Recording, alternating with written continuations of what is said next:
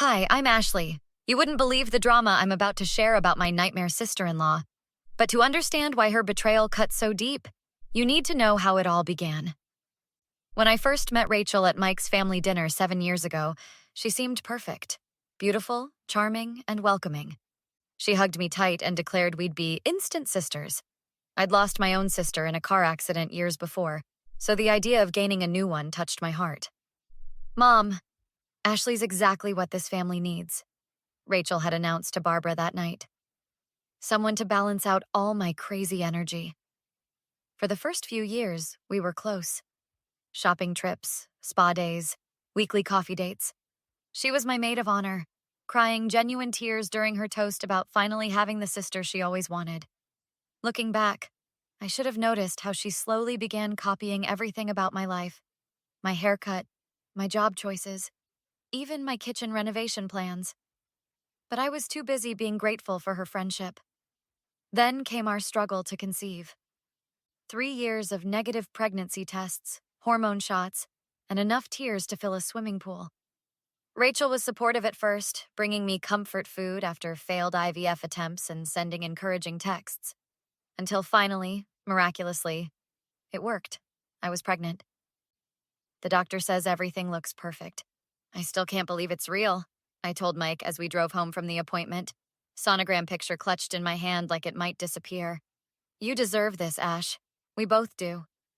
He reached over and squeezed my hand, eyes still on the road, but with that smile that made me fall in love with him 7 years ago. That's when my phone buzzed. It was Rachel, with her usual perfect timing. OMG! I just found out I'm pregnant too! We're due 2 months apart! Our babies will be besties! I showed Mike the message. Your sister's pregnant! Seriously?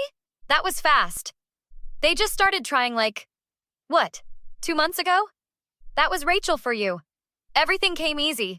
Pretty, popular, and now pregnant on her first try while we'd been through hell and back. Rachel showed up that weekend, touching her flat stomach like she was already showing. Her husband, Kevin, mostly stared at his phone while she gushed about how excited their parents were about having 2 grandkids so close together. Speaking of baby stuff, Rachel said, eyeing the corner of our living room where I'd stacked the boxes my mom had given me before she passed last year. What's all that? My mom's baby collection, I explained, my throat tightening as I remembered Mom's excitement showing me each item. She'd been saving things for her future grandchildren since I was in high school. Designer everything, crib, stroller, clothes. Most still have tags. I ran my hand over the Italian-made crib box, remembering Mom's voice. Only the best for my grandbabies, sweetheart. I may not be here to spoil them in person, but they'll know how much Grandma loved them. Your mom had amazing taste, Rachel said, examining the Bugaboo stroller box. These must have cost a fortune. Mom spent years collecting everything. She knew exactly what she wanted her grandchildren to have. It's all I have left from her. That night, my best friend Sarah called with a warning. Rachel has a history of this, Ash. Remember your wedding china? The one she called tacky, then registered for the exact same pattern? You're being dramatic. No, I'm being observant. She's always trying to one-up you, and now she'll have the perfect opportunity. I dismissed Sarah's concerns, even when Rachel texted the next morning asking to borrow some baby items because money was tight. But before I could properly consider it, she'd already told Barbara, who called immediately. Family helps family, right? My mother-in-law said warmly. Thomas and I are so proud that you're both being so practical. Mike tried to support me. Just say no if you're not comfortable with it. But that would make me the bad guy. And Rachel was family. What could possibly go wrong? I reluctantly agreed to loan the stroller and some newborn clothes, each item carefully photographed before handover. 3 weeks passed with no return. My texts were met with excuses. Rachel was busy, Kevin had the car, they'd bring everything next weekend. Then came the Sunday dinner at Barbara and Thomas's house, where Rachel dropped her bomb. Some of the items we were given turned out to be damaged, she said carefully, not meeting my eyes. The stroller had a broken wheel, and some of the clothes had stains. That's ridiculous! Everything was in perfect condition. I could feel my heart pounding. I have photos from the day you took them. Barbara placed her hand on mine. Ashley, honey, there's no need to get defensive. Things happen. Mike tried to change the subject, but I couldn't let it go.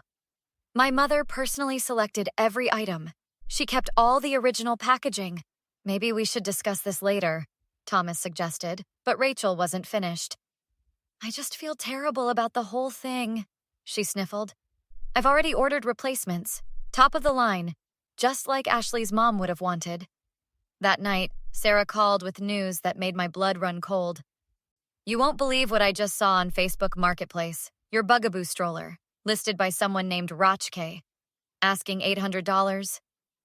My hands shook as Sarah sent screenshots. Not just the stroller, but the designer clothes, handmade blanket, even the Italian crib. Rachel was selling everything my mother had left me. Look at the posting dates, Sarah pointed out. She listed these items the same day she borrowed them. This was her plan all along. When Mike saw the evidence, his face fell. I don't understand. Why would she do this? Because she's always been jealous, always wanted what I have. But this time, she's gone too far. Sarah and I spent the next week gathering evidence, dated photos of my mom giving me each item, original purchase receipts, gift cards in her handwriting, even the special journal where Mom had recorded every purchase, noting which grandchild might use each item first. Then Mike texted that Barbara was planning a surprise baby shower for Rachel that weekend. The timing couldn't have been more perfect. I spoke with several neighborhood moms who confirmed Rachel had been showing off my things, claiming they were expensive gifts from her husband or family heirlooms from her mother-in-law. She'd even hosted a coffee klatch to display her purchases. Saturday arrived. Mike was torn about confronting his sister. This is going to destroy our family. She's already doing that, I reminded him. Every time she lies about my mother's gifts, every time she sells another piece of my inheritance, she's destroying our family. We walked into the baby shower uninvited, finding Rachel surrounded by guests, my mother's designer diaper bag slung over her shoulder. The very bag Mom had carried through her last rounds of chemo, determined to fill it with special items for her future grandchild. Ashley? Mike? What are you doing here? Barbara looked genuinely confused. We came to celebrate, I said sweetly, and to get back what belongs to me. Rachel's face paled. I don't know what you're talking about. I pointed to the diaper bag. That's my bag. The one my mother gave me before she died. The one you're currently trying to sell online for $450. Gasps rippled through the room as I spread out my evidence. Receipts, photos, screenshots of her online listings.